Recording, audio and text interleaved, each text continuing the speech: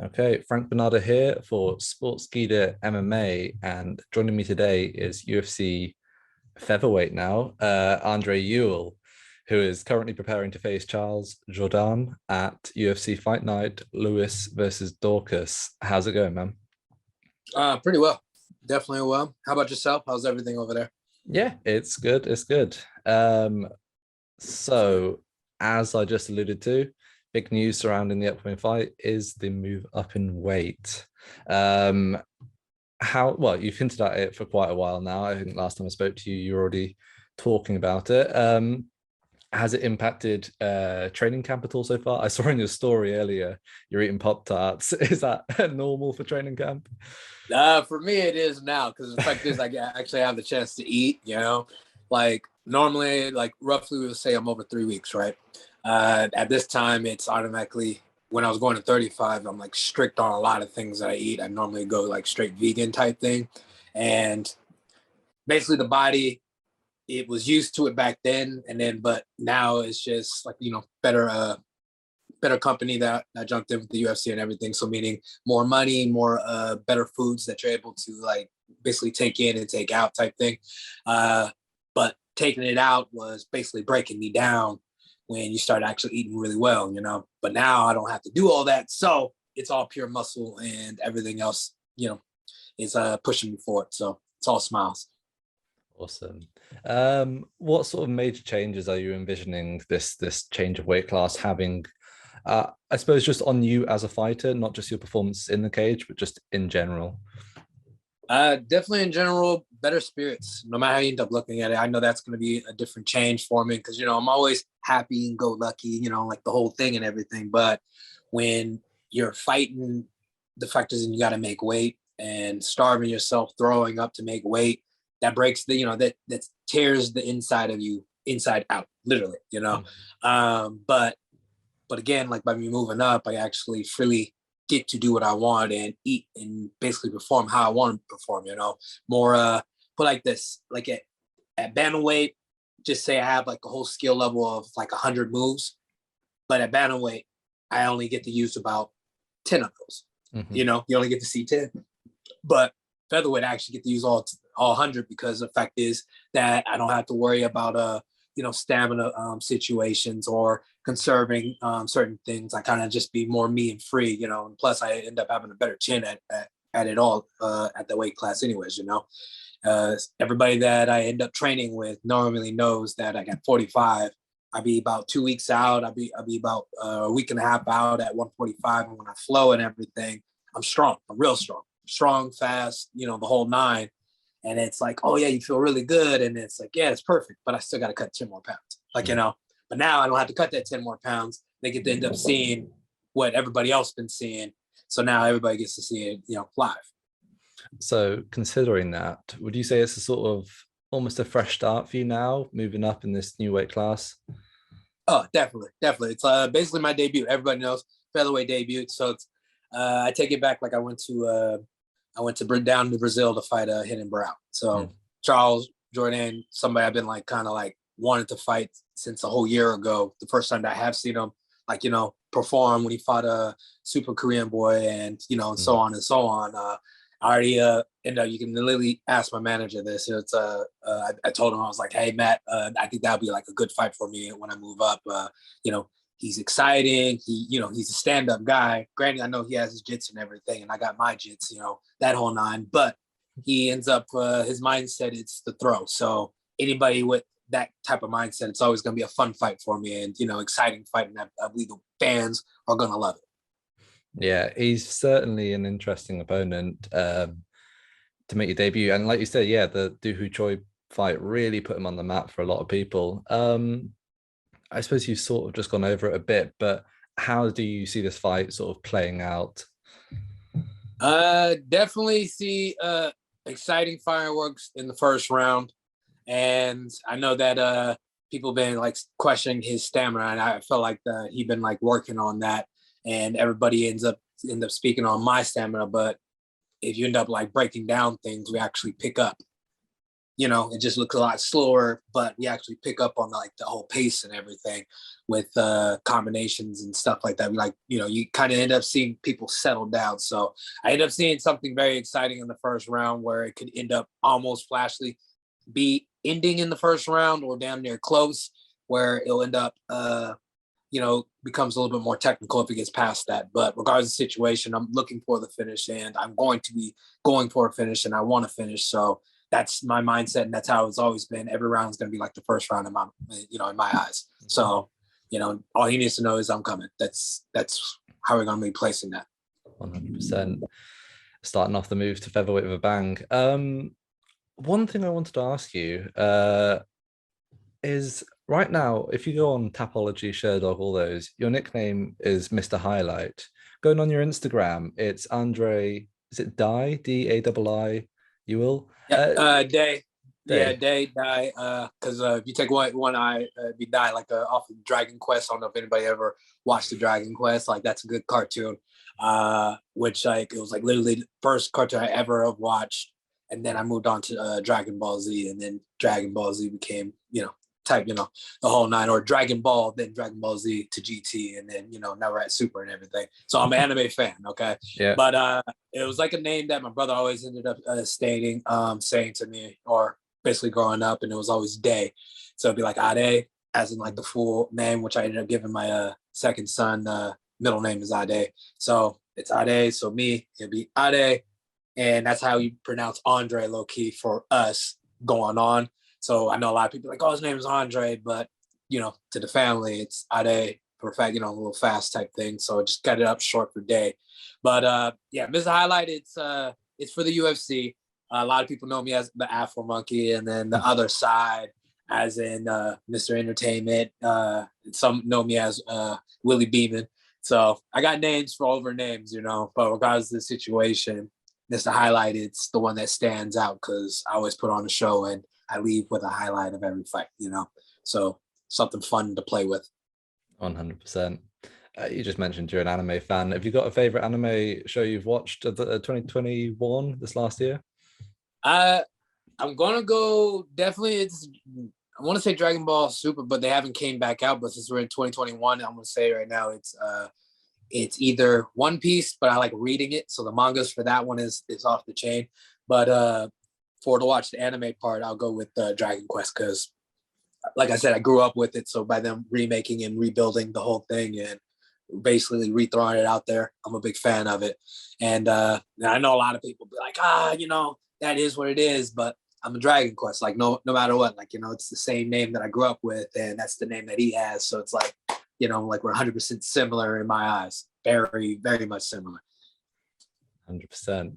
Back to the UFC. I don't know if you've seen, but Dan Hooker, UFC lightweight, well, potentially former UFC lightweight, is looking at a move down to 145. Thoughts on just on the move down in general, to be honest? I'm a fan of Hooker, no matter how you end up looking at it. I think that was a smart move for him. Granted that at 55, he was a solid dude, period. I think going down where he can end up doing his thing, that I feel like it's a really good look for him.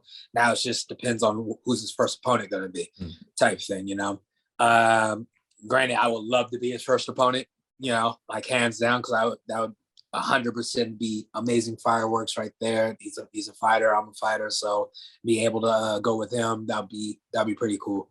But I already know I just got into featherweight, so I gotta do the job that I have now, work that, finish that, and then I can end up talking about next or whatever and whatnot. But 100% points to Hooker for coming on down. So in other words, welcome. Since they welcome me, I get to welcome him.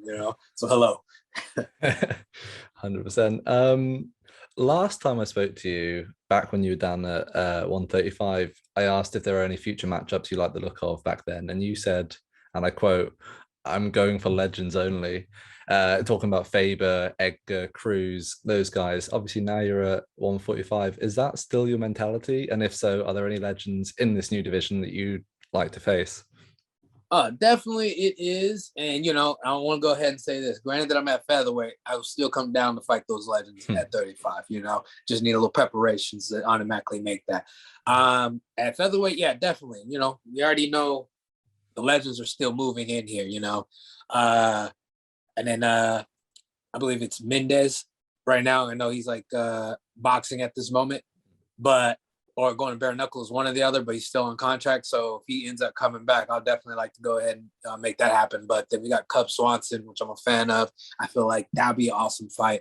Right now, I would say Max, but at this moment, I want to play basketball with Max, to be honest. Like, because when I was in Hawaii, I got to train with them and everything, the whole team and everything. With the conditioning side, and majority of the time he was like shooting, he was over there shooting the ball and everything. So I was like, yeah, I'm probably challenge him off on that. It's like, all right, I'm at the same weight class, but 9 times he's probably gonna end up moving up, or end up going back for the belt and whatnot. But that would be an exciting fight. But right now, I think me and him versus one-on-one on a basketball court would be the first thing I want to try to do. Him and everybody. So shout out to Max and everybody that's out there. Shaden, invited me over there. So they 100% get points, man. Nothing but love to them. But yeah, like it's featherweights is nothing but awesome, like legends and awesome fighters. And at the same time, they are still fighting. So it's basically, I'm a kid at a candy store. So I can be like here, but I know I got to build up to get there. I only got a quarter in my pocket right now. And so as a quarter in my pocket, I got Charles at this moment, so let me go ahead and get my quarter in for Charles and, go out there, make my money and come back with the extra dollar and see what I can get out of that, So just got to take, just got to be here, take my time, do what I do best and build up on the rankings with them. 100%. There seems to be a sort of ongoing narrative that the two sort of biggest divisions in terms of talent is 135 or 155. I feel like featherweight is getting overlooked completely in this discussion in terms of just the ridiculous amount of high level fighters outside the top 15 even. What are your thoughts on that sort of narrative?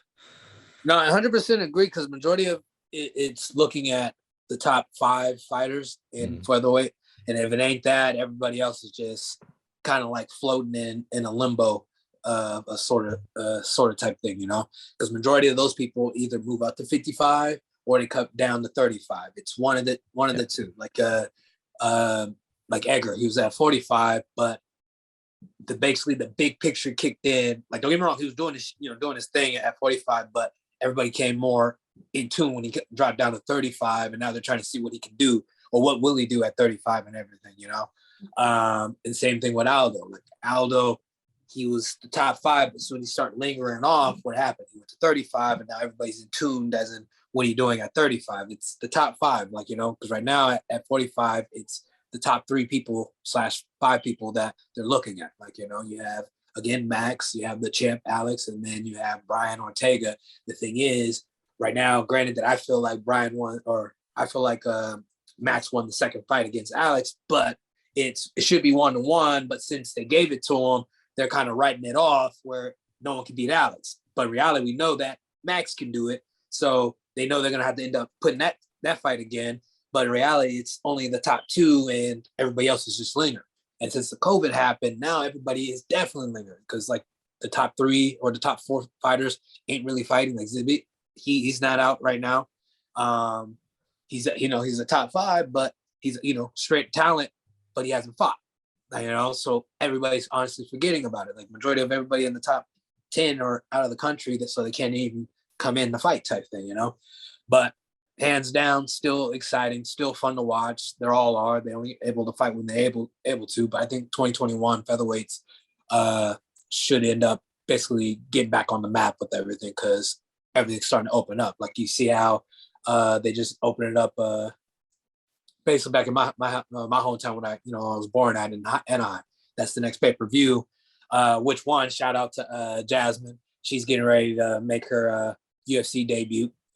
So nothing but points to her. She's fighting a good talent, and I think Jasmine got that. So she's gonna end up doing her thing. So I'm gonna be there, showcasing my face over here doing my double dance, as in the world sees, you know. Yeah, big fight for Jasmine against Kay Hansen. Yeah, well, actually, I want to ask you about that fight in itself. What do you think Jasmine sort of brings to the UFC and that division? Grit. That's like one thing that I love about Jasmine. She is a grinder and she's gonna work. And people don't end up understanding like how far that goes with me. Like, like out of all the women, Carolina was my favorite. Like, and granted why she was my favorite because she was, placed her at the top, before the whole, she lost and everything. But before that, she was a grinder. Smiles before she ended up jumping into action. She jumped into action. She was performing great, and then when she got to the top, granted that it was going here, the whole situation, but she still came back, still pushed, still ended up doing where basically showcase like what she is. She was a grinder.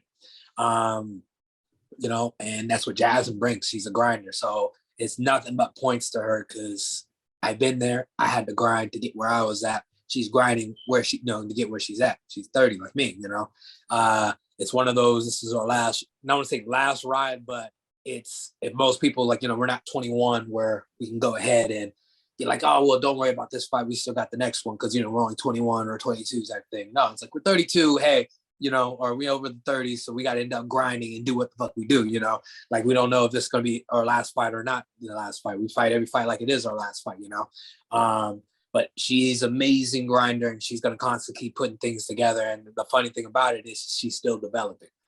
And that's the same thing with me. I'm still developing. No matter how you look at it, there's no age with us. We're still developing. So I feel like her and that fight's going to be very interesting because you're going to end up seeing a better Jasmine from the last time to this time. So nothing but points to her. So I'm rooting for my teammate. So 100 again. Go Jasmine. Rooted. 100%. It's going to be a good fight. I don't doubt it. Back to featherweight, just for one last question.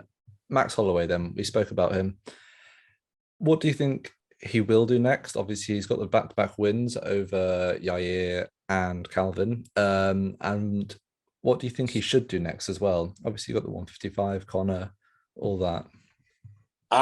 If I was him, I would 100% get my belt back. Because in my eyes, like, again, it's 1-1. He feels it's 1-1, chopping it up with him. Like, the dude knows what he did, It should be 1-1. He should be holding the belt. So I say get the belt back. But if he doesn't go in that direction, I say call out Connor. I feel like that'd be him moving up to 55 or do a catchweight at 150, whatever the case is, and make that fight happen. Make more money. How you end up looking at it, more money in your pocket. And he loves to fight. So I feel like that would be the fight to make right now. And granted, I know that they're probably have their mindset differently on Connor, making him do other things, but right now the talk is Max in my book. So I'd say get it, make that happen, bring that fight in and make magic. Or hell, have him fight Cater since he came down, So, or no, he already fought Cater. Another guy. What's his name? Damn nigga. Hooker. Yeah. So I'm mixing those together. So I was thinking Hooker and Cater should fight each other. But I promise you, we were just talking about it yesterday. I was like, yeah, since he moved down, I think he should fight Cater, But since he's coming down, bump it. Let's make it happen with Max and Hooker. I think that would be an exciting fight. Because one thing is, Max is tall. He's taller than me, And I feel like there's only probably like 2 to 3 people that are actually taller than me at featherweight, and he's one of them, But now since Hooker came, now it's 4 people. So yeah, because like me, I'm like a solid 5'11". I know it says 5'8", not 5'8", not at all. I'm like 5'10", 5'11". So Max being taller than me, so I feel like so again, him versus Hooker would be an exciting fight. So make that happen. 100%. If Max does go up to 155, do you reckon there's anyone in that immediate title picture, or even just in the top 10 alone, I suppose, that could overcome Volk right now?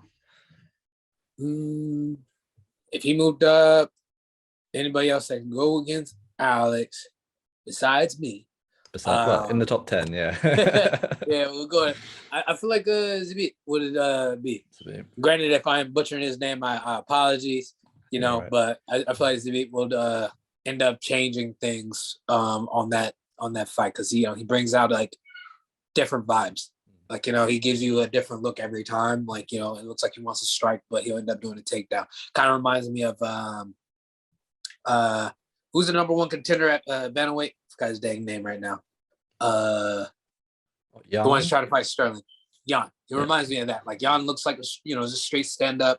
I'm just gonna punch with you, and then I didn't know he's over here tripping you, or ended up doing like some type of awkward, weird takedown where it makes you like, oh shit, something else is coming. And I feel like that's how his beat kind of makes magic. So I feel like he will bring something different. And not a lot of people have touched him until he gets tired, But before he gets tired, actually, I don't even feel like they're touching him when he gets tired. I feel like he just gets into the mindset of, okay, I'm gonna sit with my punches and everything, and that's where people start to like engage with them.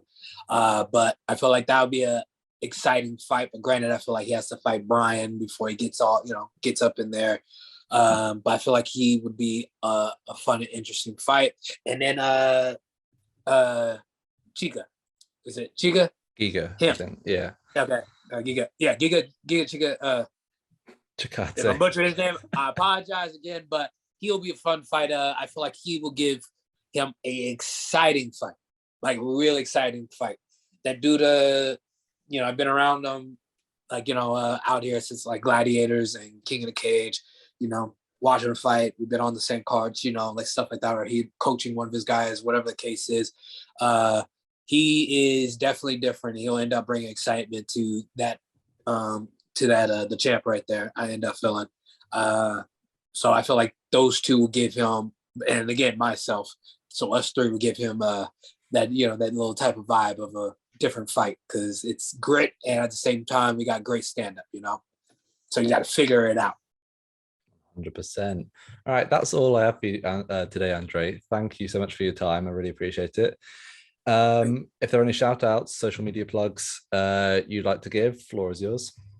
Shout out to Team Ewell and everybody else that's 100% behind me, especially Team Gracie with us over here in Riverside.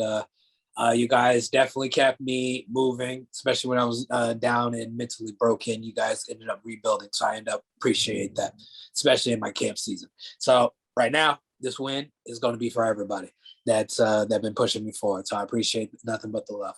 Thank you, and hey, thank you for having me. So I appreciate you too, brother. Awesome. I appreciate you for coming on. Thank you, man, and best of luck in the upcoming fight. I appreciate you. Thank you.